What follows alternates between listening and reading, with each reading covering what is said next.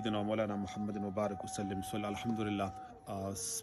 اولنی افطاری رمضان المبارک په دارالعلوم افضلیه کې الحمدلله د اتوار پورس اولنی افطار الحمدلله د مشمون سره موږ سره په دې کې چې څومره خلکو خصوصا زموږ د گورن زموږ د علاقې د خلکو چې کم په دې کې موږ سره مرسته دا کم کاوش دي هغه ډیر قابل دي الله رب العزت هغه قبول او منظور فرمایي. الله رب العزت جل وعلا دې دغه روزه مبارک په خپل بارګاه کې قبول او منظور وګرځي.